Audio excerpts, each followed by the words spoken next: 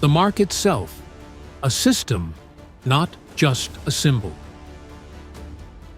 Now, let me clarify something crucial about the mark of the beast. Most people think it's going to be a physical chip or tattoo that appears suddenly one day. But that's missing the deeper truth. The mark isn't just a symbol, it's access to the global economic system. The Greek word for mark is charagma. It refers to an official seal or stamp of approval.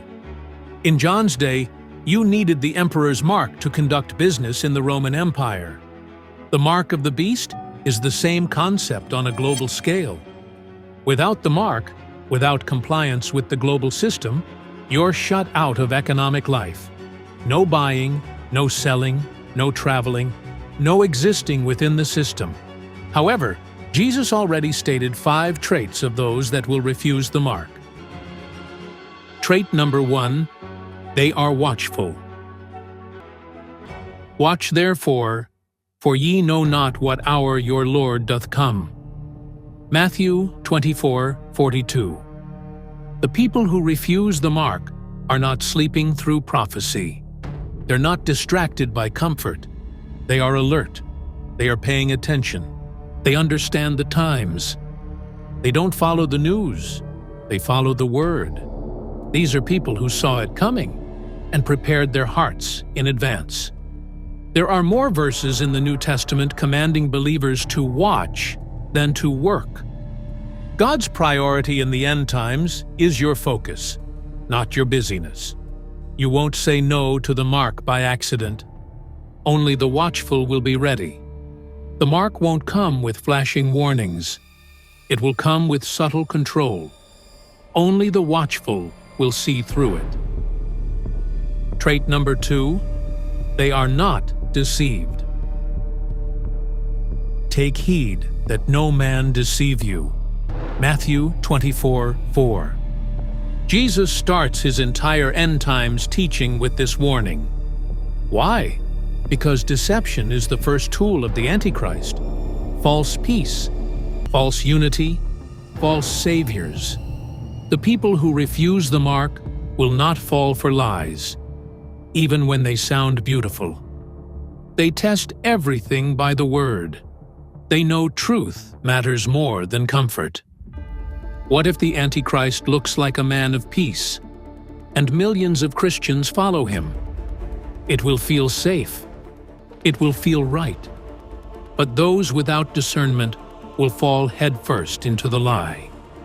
If you can't detect deception now, you won't survive the great delusion later. Trait number 3, they endure persecution. Then shall they deliver you up to be afflicted, and ye shall be hated of all nations for my name's sake. Matthew 24:9. Those who say no to the mark will suffer. They will be targeted, cut off, hunted, betrayed. But they will not back down.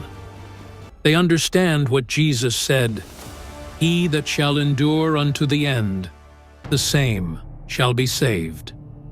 Matthew 24:13.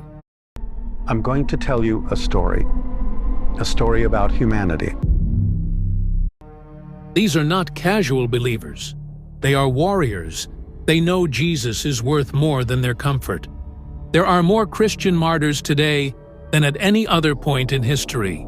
Trait number 4, they reject the world system.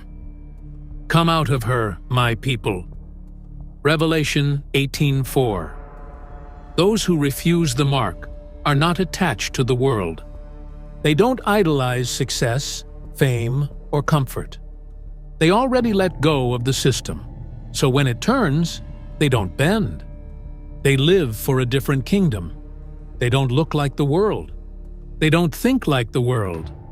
And they're not shocked when the world turns against them. If the world offers you safety, wealth, and acceptance, would you trade your faith to keep it? It will feel so easy, so tempting. But those who belong to Jesus already counted the cost. You cannot cling to Babylon and stand with Jesus. The system will demand your loyalty, or crush you. Trait number 5. They are sealed by God. And I looked, and lo, a Lamb stood on the Mount Sion, and with him 140 and 4,000. Revelation 14:1. These are not marked by the beast. They are sealed by the Lamb. The mark of the beast is external, visible to the world. The seal of God is internal, visible to heaven. Trait number 6. They hold to the testimony of Jesus. And they overcame him by the blood of the Lamb, and by the word of their testimony. Revelation 12:11. These people don't just believe quietly. They speak boldly. They preach. They confess Jesus, even if it costs them everything. When the world says comply, they say Christ. They refuse to stay silent. Their testimony becomes a sword, and the enemy fears it. Could your testimony stand in court? Would there be enough evidence to prove you follow Jesus? They may be mocked. They may be jailed, but they will not be silenced. The mark will test your loyalty. Your testimony will reveal it. Trait number 7. They love the Lord. And they loved not their lives unto the death. Revelation 12:11. This is the final trait, and the most powerful. They've already surrendered everything: family, freedom, finances, future, because they know Jesus is worth it. History shows that when persecution rises, revival often follows. The blood of the martyrs becomes the seed of the church. The last word from the world will be a threat. The last word from heaven will be, "Well done." The mark of the beast will test what you love most. Only those who already gave it all to Jesus will survive. The mark is coming, the pressure is rising, and God is preparing a people who will not bow. Will you be one of them? The world will offer you survival, but only Jesus can offer you eternity. Choose wisely, because the time is short. If you're a follower of Jesus Christ, everything we've just uncovered should serve as both a warning and a call to action. The book of Revelation doesn't end with the beast's victory.